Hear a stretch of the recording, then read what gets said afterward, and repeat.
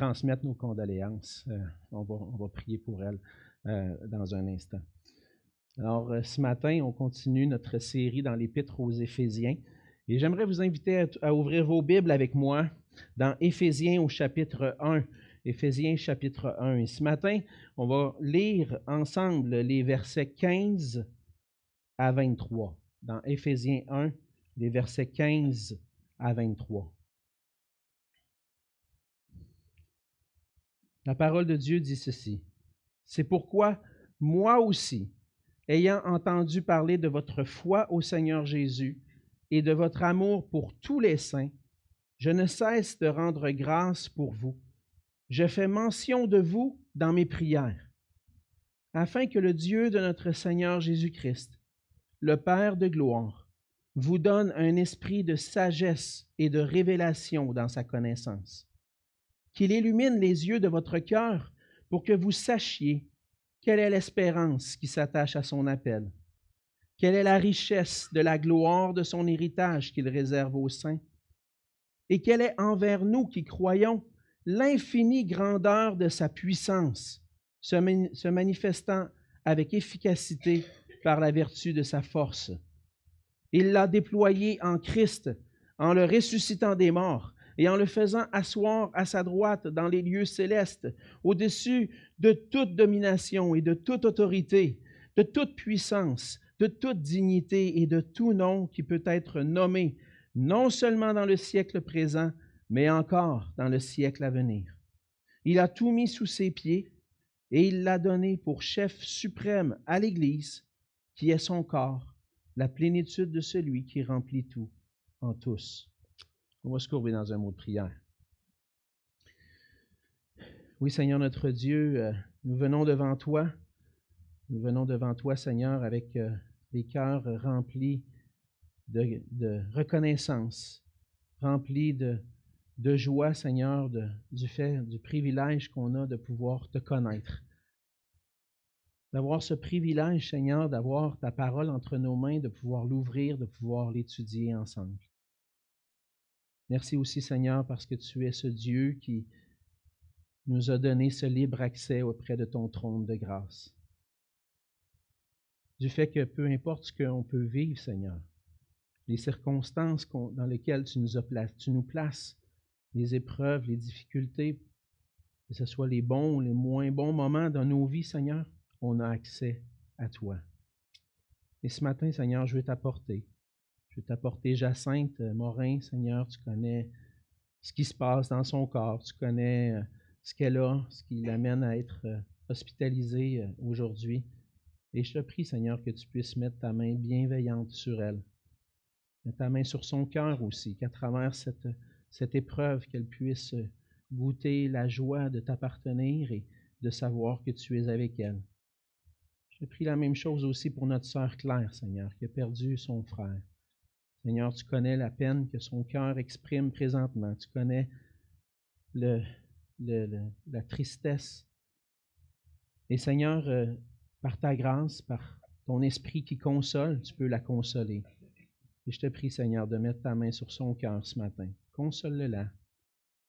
Et puisses-tu être avec elle aussi afin qu'elle puisse s'appuyer sur toi dans cette épreuve, Seigneur, dans ce deuil.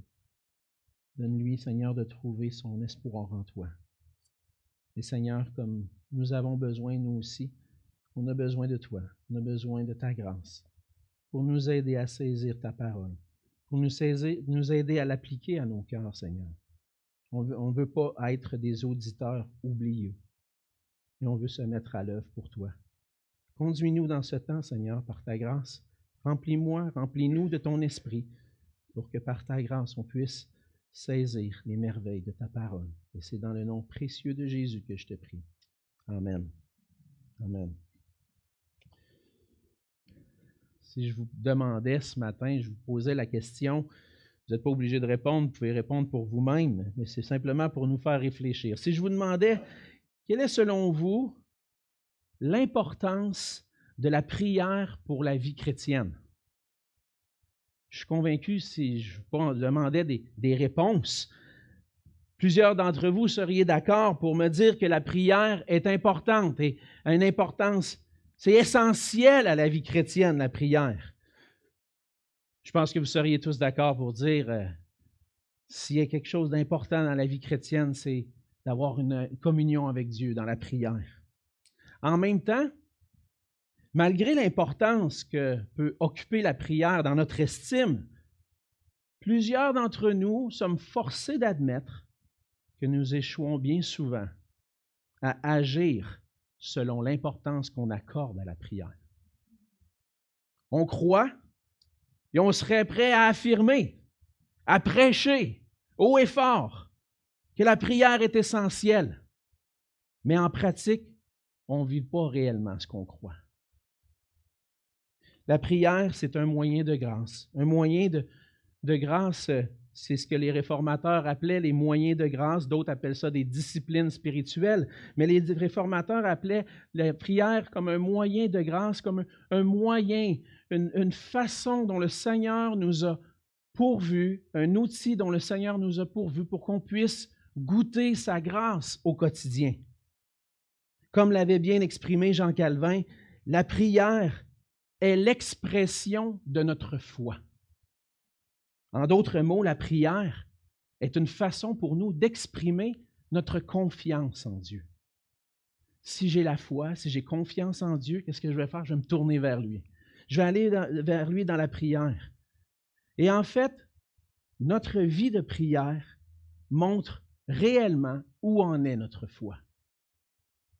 Elle est un indicateur de notre maturité dans le Seigneur. Pour une grande partie d'entre nous, par contre, la prière consiste, et trop souvent peut-être, et se limite à partager au Seigneur mes besoins personnels, mes besoins spirituels, émotionnels, physiques. On se concentre sur nos propres besoins.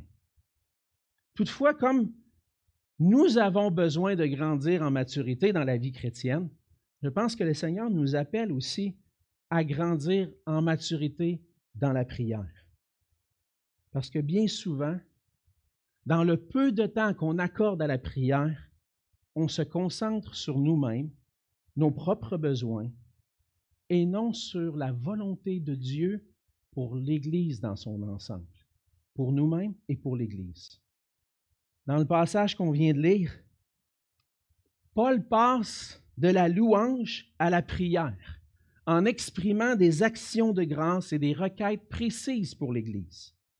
On a vu dans les dernières semaines, dans les versets 3 à 14 du chapitre 1, un éclat de louange de la part de l'apôtre Paul qui bénit le Seigneur pour les multiples bénédictions spirituelles qu'on trouve en Jésus-Christ. En Jésus-Christ, on a trouvé le fait d'avoir été choisi par Dieu, élu avant la fondation du monde pour être ses enfants par adoption. On a reçu par Jésus-Christ la rédemption, le pardon de nos péchés et la connaissance du plan parfait de Dieu. Et nous avons été scellés du Saint-Esprit, qui est un gage, qui garantit notre héritage. On a vu ensemble les multiples bénédictions qu'on trouve en Jésus-Christ et combien Paul disait, c'est tellement important de saisir ça parce que notre vie sert à célébrer la gloire de sa grâce, sert à célébrer ce que le Seigneur a fait pour nous. Maintenant, Paul s'adresse à Dieu à partir du verset 15, dans une prière. Et c'est la prière de Paul, c'est une prière qui caractérise le cœur du pasteur.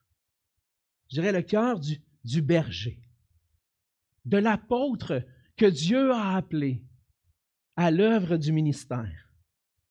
Et cette prière-là est directement en lien avec la mission que le Seigneur a confiée à son Église, que la mission que le Seigneur a confiée à Paul et que Paul avait grandement à cœur. La prière marque ce que Paul désirait le plus. Dans Colossiens 1, au verset 28 et 29, Paul résume le travail, la job qu'il avait à faire, son ministère. Il dit, c'est lui que nous annonçons en parlant de Jésus-Christ.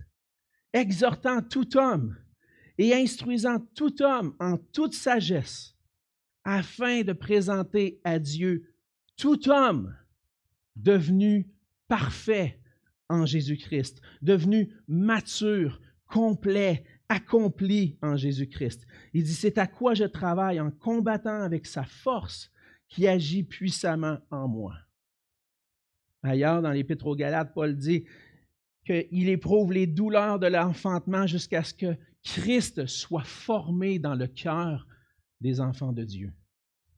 C'était le fardeau de l'apôtre Paul. Et dans ses prières, on voit que l'apôtre Paul met cette mission-là comme une priorité. La prière de Paul, c'est un modèle à suivre, en fait, pour les disciples de Jésus-Christ qui veulent grandir en maturité dans la prière et s'engager dans la mission. À travers de cet exemple de Paul, un modèle qu'on veut reproduire, on apprend ceci, que la prière pour l'Église est essentielle pour que nous devenions ensemble des disciples matures qui grandissent dans la connaissance de Jésus-Christ. La prière personnelle est importante, mais la prière pour l'Église cadre dans le plan de la volonté de Dieu pour qu'on devienne tous ensemble des disciples matures qui grandissent à la connaissance de Jésus-Christ. Et on va noter ensemble ce matin 3 caractéristiques de la prière de Paul pour l'Église. Premièrement, on voit dans le verset 15 que la prière pour l'Église exprime notre reconnaissance envers Dieu. De quoi ça a l'air une prière modèle, une prière d'un homme mature? Il commence avec des actions de grâce. Paul commence en disant au verset 15, « C'est pourquoi ». Et si on commence à lire à partir de « c'est pourquoi », ben c'est pourquoi quoi? On se pose la question. Qu'est-ce que ça veut dire, ça, c'est pourquoi? On ne commence jamais un discours en disant « c'est pourquoi ». Mais le discours ne commence pas là. Hein? La lettre n'a pas commencé là. Elle a commencé quelques versets auparavant. Et c'est pourquoi, c'est pour toutes les raisons qui ont été mentionnées dans sa prière de bénédiction, dans sa prière de louange à Dieu, dans les versets 3 à 14, pour le fait que vous avez été bénis de toute bénédiction spirituelle, pour toutes ces raisons-là. Et particulièrement, je pense, en raison des versets 13 et 14, où Paul a changé le « nous » en « vous ». On l'a vu la semaine dernière avec notre frère Pierre. Le « nous » se change en « vous ». Paul s'adresse à eux d'une manière particulière. Vous avez cru et vous avez été scellés du Saint-Esprit. C'est pourquoi. C'est pour cette raison-là. Vous avez cru. J'ai entendu parler de votre foi. J'ai entendu parler de votre amour aussi pour tous les saints. Et Paul rend grâce à Dieu pour leur foi en Jésus-Christ. Paul avait été un pionnier dans le ministère de l'Église d'Éphèse. On lit l'histoire de Paul à Éphèse dans Actes au chapitre 19. On ne va pas le lire, mais si vous voulez, vous pouvez aller consulter comment ça s'est passé quand Paul était à Éphèse. Il s'est passé beaucoup de choses. Et Paul a passé plusieurs mois là-bas. Il est resté dans cette région-là environ 2 ans. Et ça faisait environ, lorsqu'il écrit la lettre, 5 à 7 ans qu'il n'a pas vu l'Église. Il se souvient d'avoir passé du temps avec eux. Il se souvient d'avoir prêché l'Évangile. Il se souvient d'avoir vu les âmes venir à Christ, confier en lui. Mais là, ça fait 5-7 ans de ça. Qu'est-ce qui se passe avec mes frères et sœurs à Éphèse? Je prie pour eux. J'ai un fardeau pour eux. Qu'est-ce qui se passe avec eux? Et là, Paul a des nouvelles de eux. Et il entend dire un bon témoignage à l'Église. Une Église qui était chère à son cœur. Et ce bon témoignage parle de leur foi au Seigneur Jésus. On voit qu'à Éphèse, dans Actes chapitre 19, que c'était une ville très idolâtre qui avait particulièrement reconnu pour les cultes aux dieux grecs et entre autres à Diane, la déesse des Éphésiens. Puis ils sont dans une ville où le culte à cette déesse-là est très important. Mais malgré le fait que le monde autour d'eux est tourné vers l'idolâtrie, poursuivre des dieux faux, des faux dieux, ils entendent parler que leur foi au Seigneur Jésus demeure. Ils ont entendu la parole de vérité. C'est ce qu'on a vu au verset 13. Ils ont entendu la parole de vérité, l'évangile de leur salut, et ils ont cru, mais cette foi-là continue. Amen! Amen! S'il y a quelque chose qui nous réjouit, c'est que lorsqu'on a l'occasion de conduire une âme au Seigneur, de partager l'Évangile, puis de voir que cette âme-là, cette personne-là, s'engage à suivre le Seigneur Jésus, hey, ça c'est un beau moment. Mais quand tu entends dire qu'après 5 ans, 7 ans, 10 ans, 15 ans, cette âme-là continue, persévère malgré les difficultés, qu'est-ce que tu dis? Merci Seigneur. Merci pour l'œuvre que tu fais dans la vie de mes frères et sœurs. Et avec toute l'influence qu'on a autour de nous, que les Éphésiens ont autour d'eux, il faut continuer de persévérer. Et eux, ils persévèrent dans leur marche avec le Seigneur. Paul rend grâce pour leur foi, une foi qui persévère. Paul rend grâce aussi à Dieu pour leur amour pour tous les saints. Et là, on se pose la question, pourquoi Paul spécifie pour tous les saints? On sait que, dans un sens, l'amour, c'est la foi en action. Non seulement ils ont foi au Seigneur Jésus, ils ont confiance au Seigneur, puis ils continuent de marcher avec lui, mais cette foi-là porte du fruit aussi. Ils ont de l'amour. Et cette foi-là se manifeste dans l'amour pour tous les saints. Et comme on le voit plus loin, on va le voir plus loin dans l'Épître, l'Église d'Éphèse et les églises de cette région-là étaient souvent composées de Juifs et de païens. Deux mondes totalement différents. Deux cultures totalement différentes.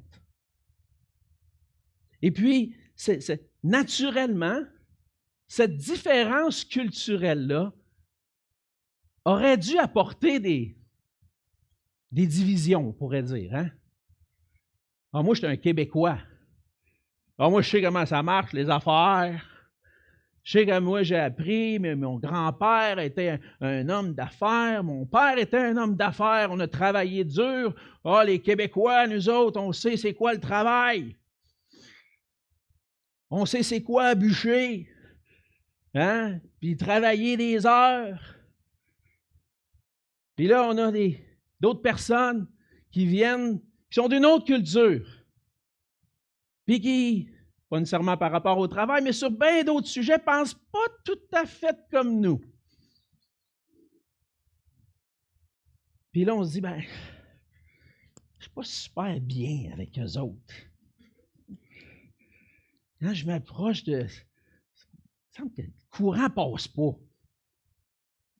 Naturellement, dans ma façon de vivre, on dirait que pas de même qu'on fait ça. On devrait faire ça de même à la place. Ils ne comprennent pas ça, eux autres. Puis ça pourrait amener des divisions. Mais on voit dans l'Église d'Éphèse que les différences culturelles n'empêchaient pas d'exprimer l'amour les uns pour les autres. Pourquoi? Parce que l'Évangile fait tomber les barrières culturelles. Ce qui nous unit, ce n'est pas la façon dont j'ai été élevé, ce n'est pas la terre où j'ai été élevé, ce n'est pas ma façon de penser sur certains sujets. Ce qui nous unit, c'est notre foi au Seigneur Jésus. Et lorsqu'on voit des clics, on va dire comme ça, des fois, ça va arriver dans l'Église. Je me dis, c'est pas tout à fait comme ça que l'Évangile devrait être vécu. Parce que oui, c'est vrai, des fois, on a peut-être un peu plus de difficultés, on ne se comprend pas totalement. Mais est-ce qu'en Jésus, on est un? Est-ce qu'on peut vivre l'amour du Seigneur? Passer par-dessus ces petites barrières culturelles pour se réjouir ensemble dans le Seigneur, s'entraider, s'aimer. Mais ça, c'était l'Église d'Éphèse. Un amour qui ne fait pas de favoritisme. Un amour pour tous les saints. On discutait dernièrement, justement, au conseil. Des fois, il y a des personnes qui ont... On ne les connaît pas, il me semble que j'ai de la difficulté à retenir leur nom, tout ça. Puis, dans un sens, on se disait, comment est-ce qu'on peut faire débarquer ces barrières culturelles-là? Bien, commence par connaître le nom de la personne qui est assise à côté de toi. Si tu lui demandes son nom, tu t'intéresses à elle. Peu importe la couleur de sa peau, peu importe sa façon de penser culturellement, pose-lui la question. C'est quoi ton nom? Comment tu t'appelles?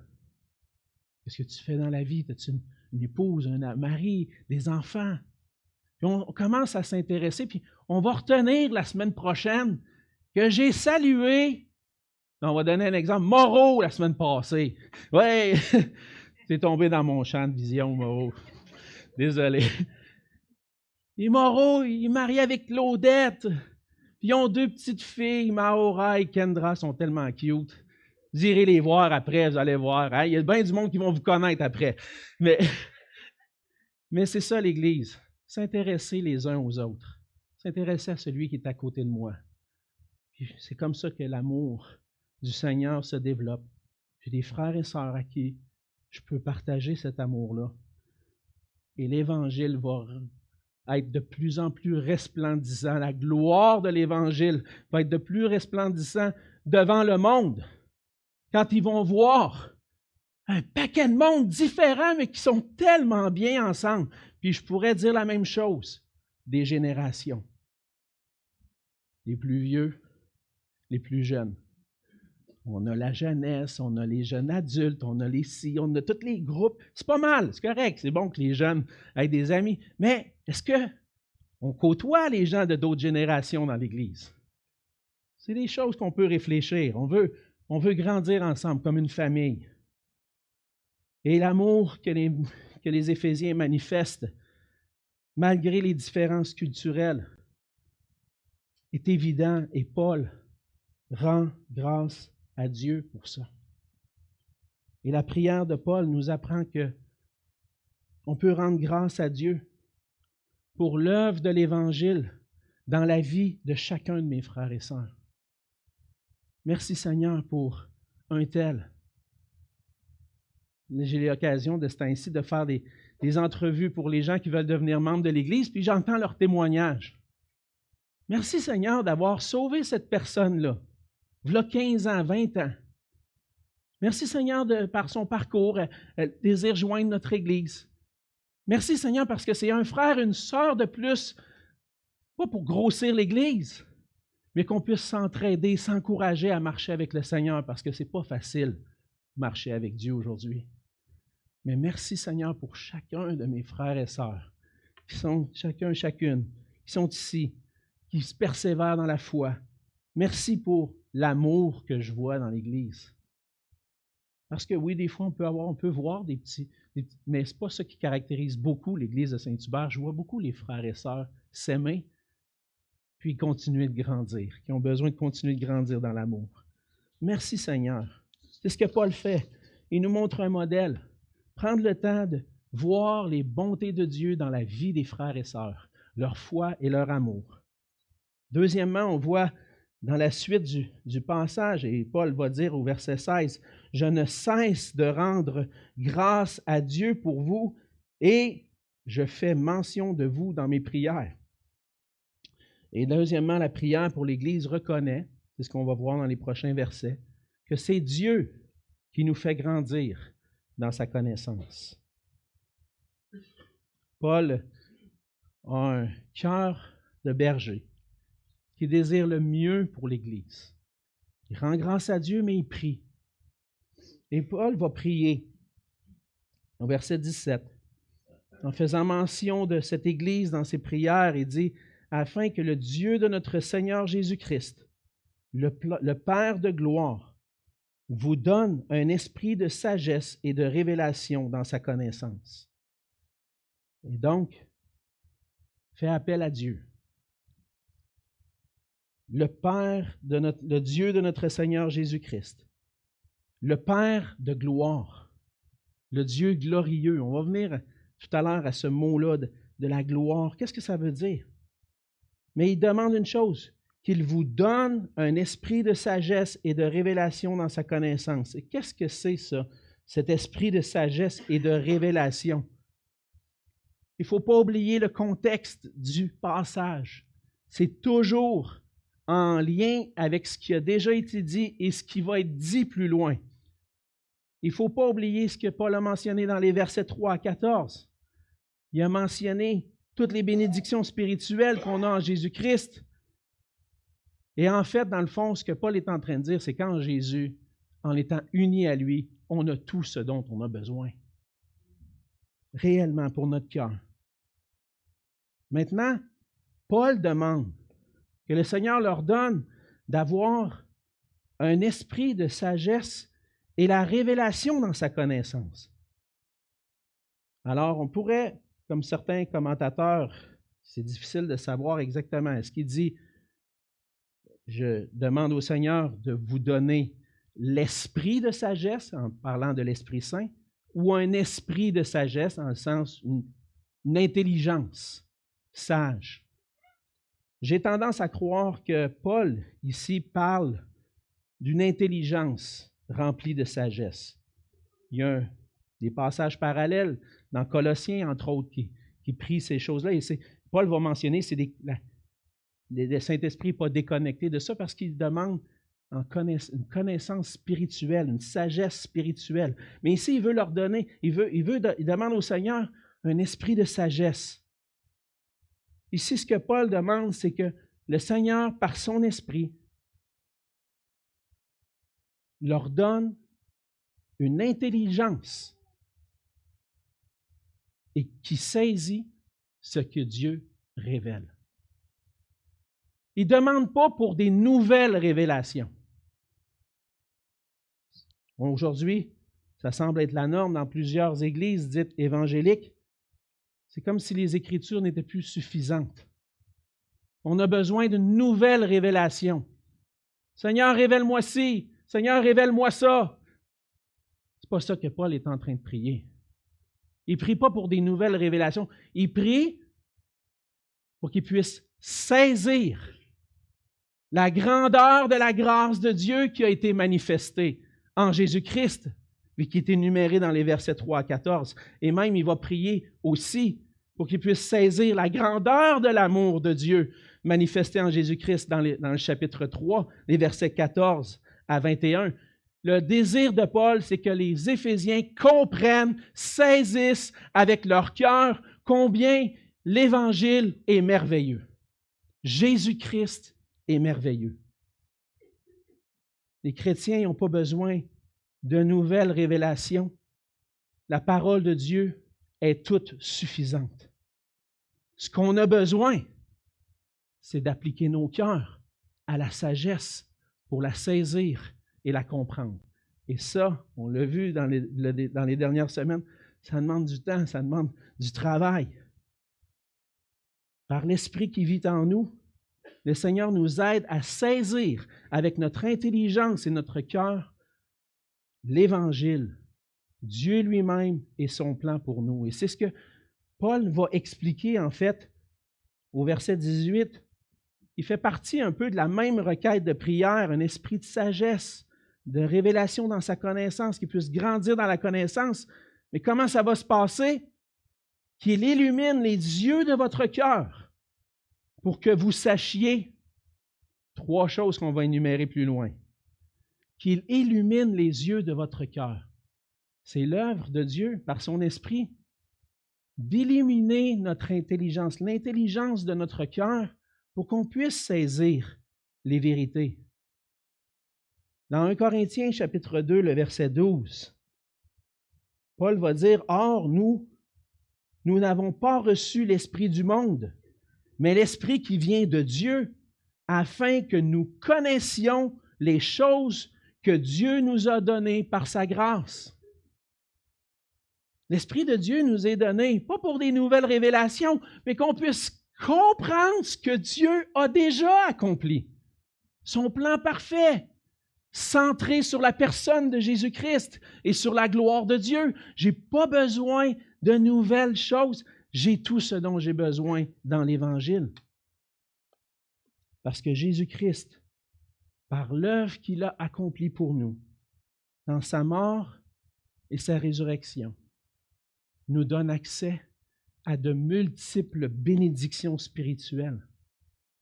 Et on a besoin de saisir ça avec notre cœur, de tout notre cœur. Quelles sont les merveilles que Dieu nous donne? Ce dont notre foi a le plus besoin, c'est de saisir la richesse de la grâce qu'on a en Jésus-Christ. Et c'est lorsque nous saisissons davantage la grandeur de l'amour et de la grâce de Dieu pour nous qu'on va comprendre son plan et sa volonté pour nos vies. Plus je saisis l'amour de Dieu, plus je vois que Dieu m'a aimé, mais ça fait partie d'un plan tellement grand qui a commencé avant la fondation du monde puis qui va se faire terminer dans l'éternité. Puis lorsque le Seigneur nous ouvre les yeux là-dessus, sur la grâce surabondante qu'on a reçue en Jésus-Christ, on dit « Wow! Pourquoi tu m'as tellement aimé? Je suis rien. » Comme on a lu dans Isaïe 6 tout à l'heure, « Malheur à moi, je suis un pauvre pécheur devant ce Dieu saint, mais tu m'as tellement aimé par ta grâce, tu as purifié mon péché, puis tu me permets de participer à ta gloire maintenant. »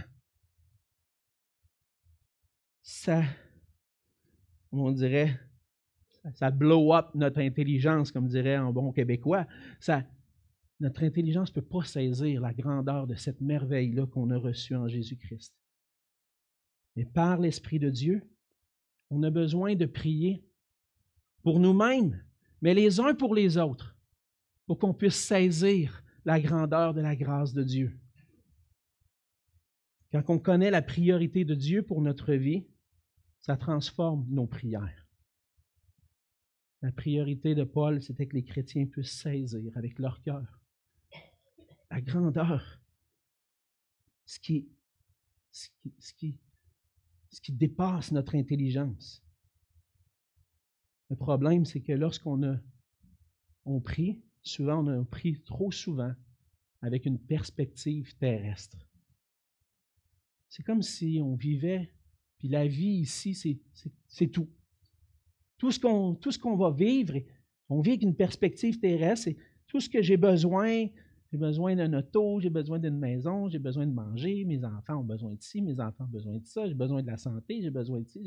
On est concentré sur une vie terrestre dans nos prières. Puis c'est pas mal, je ne suis pas en train de dire que c'est mal. Qu'est-ce que le Seigneur dit? Faites connaître vos besoins à Dieu par des prières et des supplications. Ça fait partie de ça. Mais lorsque c'est seulement concentré là-dessus, nos prières, ça reste à l'état d'enfant, comme dirait Paul. Si je veux grandir en maturité, je veux avoir une perspective céleste, une perspective divine sur le plan de Dieu et prier en conséquence. Prier avec une perspective céleste, c'est voir qu'il y a bien plus que la vie simplement terrestre, qu'on est des voyageurs ici-bas, qu'on ne va rien emporter avec nous finalement. Prier avec une perspective céleste, c'est chercher premièrement le royaume de Dieu et sa gloire. Que ton règne vienne, que ta volonté soit faite sur la terre comme au ciel. Et d'avoir une perspective divine change mes prières du « je » au « nous ». Je ne suis pas tout seul à ma relation avec Dieu. Le Seigneur m'a joint à une famille. C'est plus « je » maintenant, c'est « nous ». On prie pour nous. On prie pour que nous puissions grandir dans la connaissance de Jésus-Christ. Par l'apôtre Paul, le Seigneur nous montre que ce qui devrait être la priorité dans nos prières, c'est que l'Église saisisse avec une intelligence spirituelle la connaissance de Dieu et de son plan. Ça, c'est ce que Paul désire. C'est une prière faite par l'Esprit et avec persévérance. Dans Éphésiens 6, au verset 18, Paul va dire « Faites en tout temps par l'Esprit de Dieu ». Une prière poussée par l'Esprit, pas qui vient de moi-même, de mes sentiments, mais qui vient de l'Esprit de Dieu. Toutes sortes de prières et de supplications. Veillez à cela avec une entière persévérance et priez pour tous les saints. Je ne finirai pas de prier, là. Ça ne veut pas dire qu'on va les énumérer chacun. On va prier pour tout le monde ensemble. Tous ensemble. L'Église de Saint-Hubert. On puisse saisir la grandeur de la grâce de Dieu pour nous, avec que le Seigneur illumine les yeux de notre cœur, pour qu'on puisse voir la beauté de l'Évangile, être émerveillé devant cet Évangile-là, de vivre pour la gloire de Dieu. C'est seulement le Seigneur qui peut nous faire grandir ensemble spirituellement. Et c'est pour ça que Paul prie le Seigneur. Je fais mention de vous dans mes prières. Je prie pour votre croissance. Troisièmement, on voit que la prière pour l'Église recherche la croissance dans la connaissance du plan de Dieu en Jésus-Christ.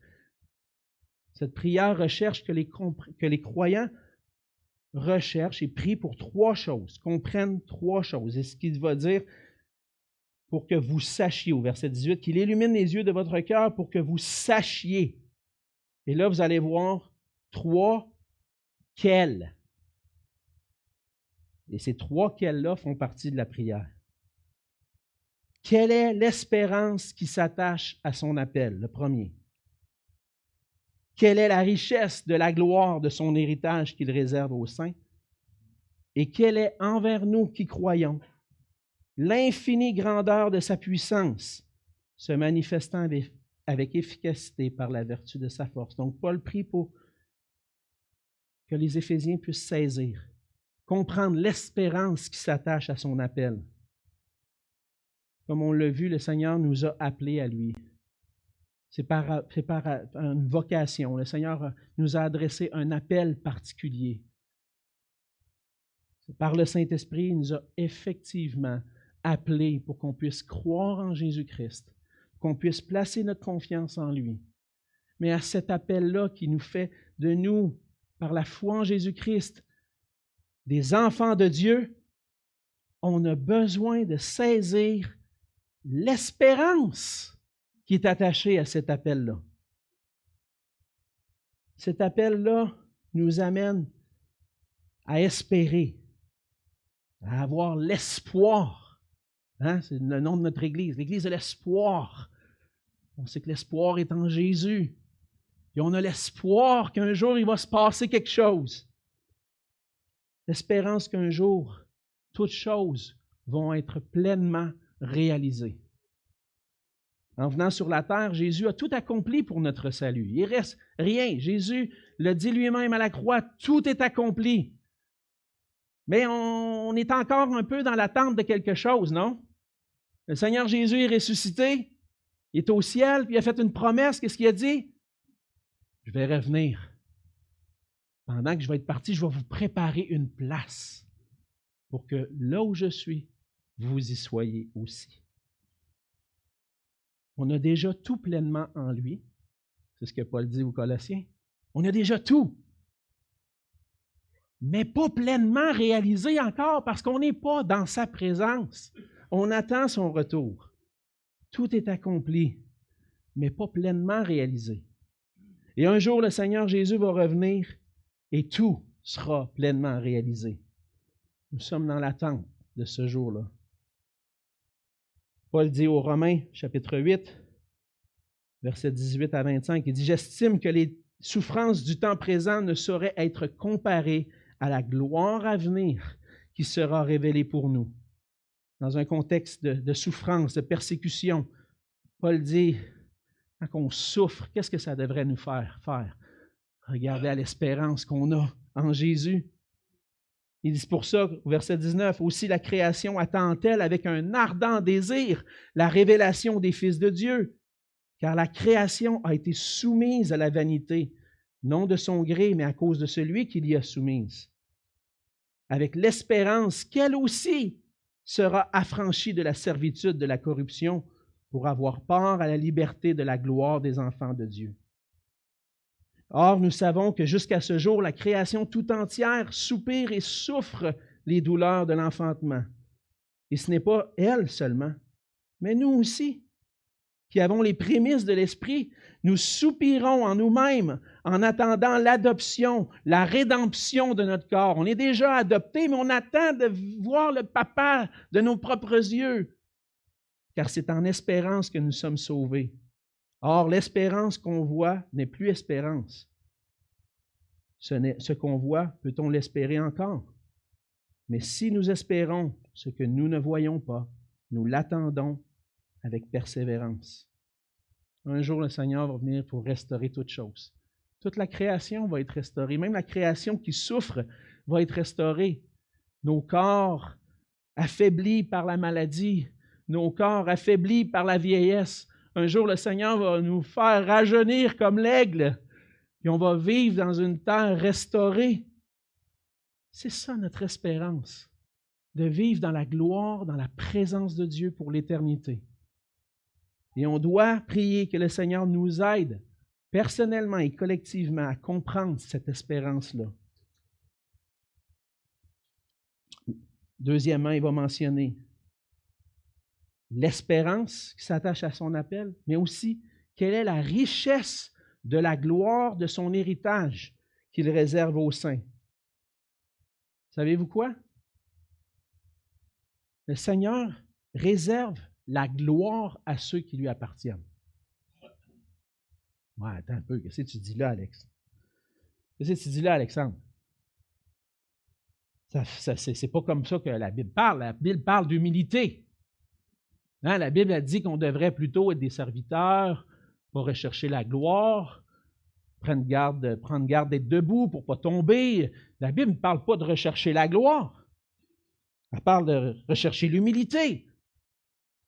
Comment ça tu dis que le Seigneur veut qu'on soit glorifié, qu'on soit dans la gloire? La gloire, notre compréhension de la gloire ne saisit pas la pensée de cette époque-là. Et souvent, le problème, ce n'est pas parce qu'on ne recherche pas, c'est qu'on recherche la mauvaise gloire. On recherche la gloire des hommes plutôt que la gloire qui se trouve en Dieu. Mais à cette époque-là, ce n'était pas rare. On le voit dans l'Ancien Testament, même du temps du roi David, lorsqu'une nation avait obtenu la victoire dans une guerre contre une nation ennemie, elle attribuait la victoire à son roi.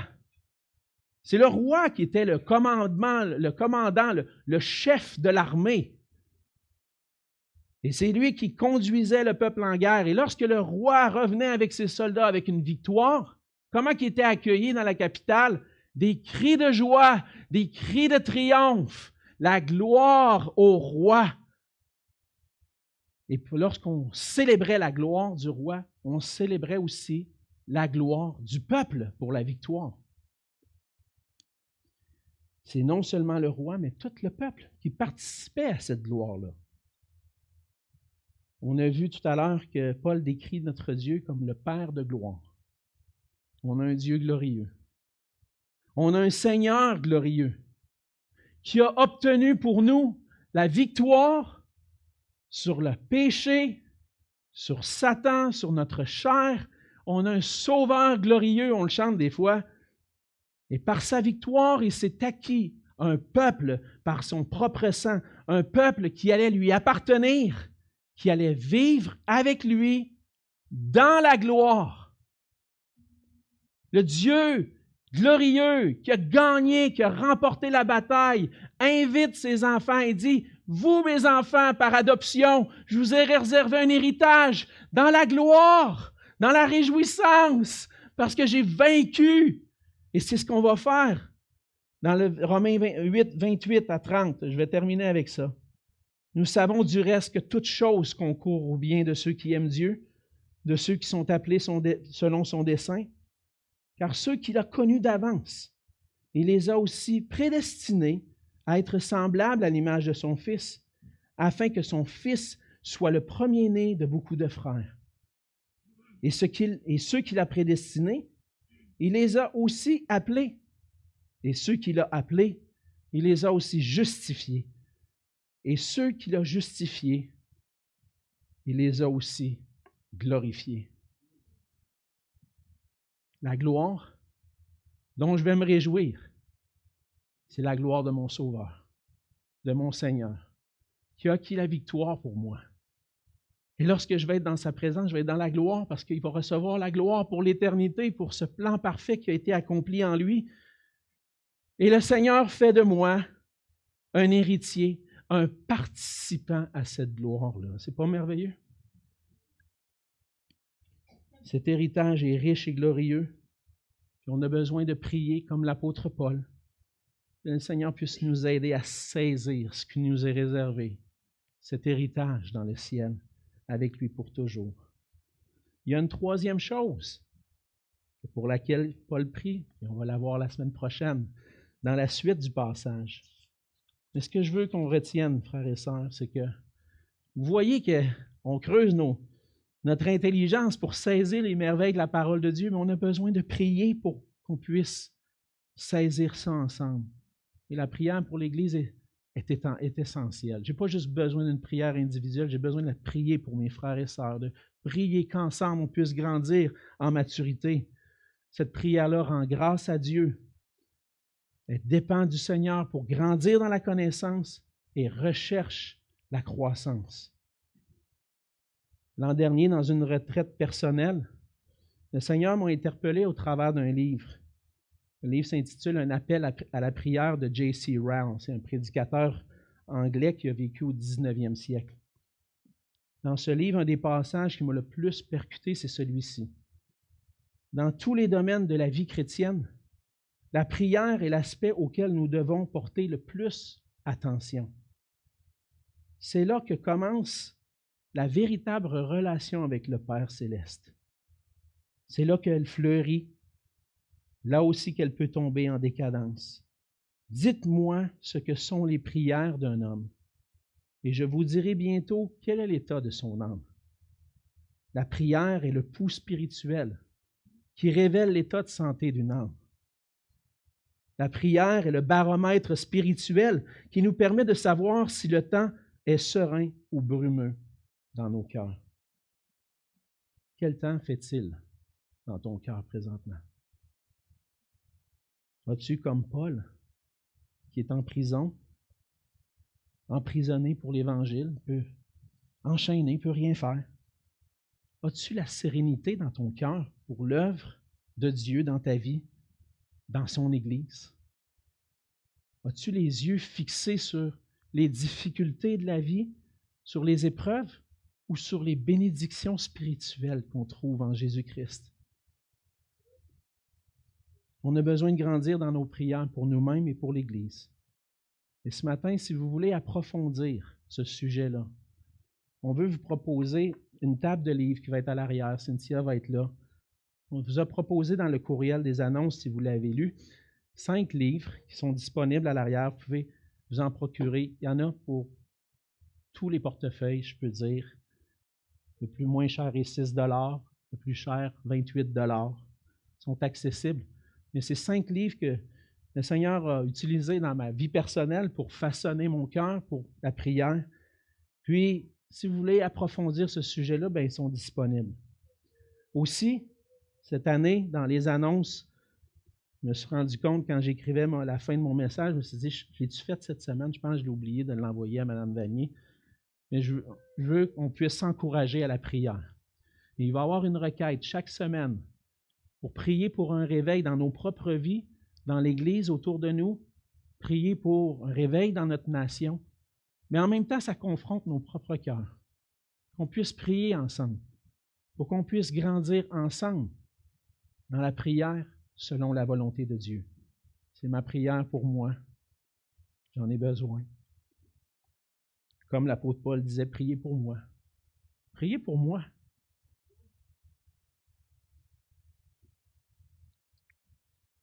Priez que je puisse être comme l'apôtre Paul, un modèle pour vous dans la prière. Prions ensemble. On en a besoin. Seigneur notre Dieu, merci pour ta parole. Merci pour ta parole qui est une épée à double tranchant qui pénètre nos cœurs, nos pensées, Seigneur, qui nous montre combien nous sommes faibles sans toi, Seigneur. On a besoin de toi. Mais en même temps, Seigneur, on veut se réjouir parce qu'on a trouvé tout en toi. Seigneur, ta grâce est infinie, ta grâce est impensable, impossible à calculer. Et cette grâce, Seigneur, se renouvelle chaque jour envers nous. Tu es avec nous tous les jours. Par ton esprit, Seigneur, tu transformes nos cœurs pour qu'on puisse saisir ta volonté.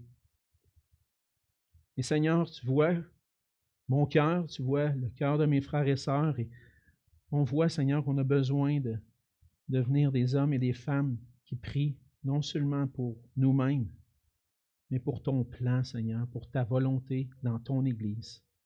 Fais-nous grandir cette année, Seigneur, dans la richesse de la connaissance de Christ et toutes les bénédictions spirituelles qu'on trouve en lui. Que ça puisse transformer nos cœurs pour t'aimer toujours plus, Seigneur. Désirer faire ta volonté. Et Seigneur, qu'on puisse briller pour toi. Qu'à travers notre témoignage, Seigneur, tu puisses attirer des âmes à toi. Qu'on puisse briller pour ta gloire. Et c'est au nom de Jésus que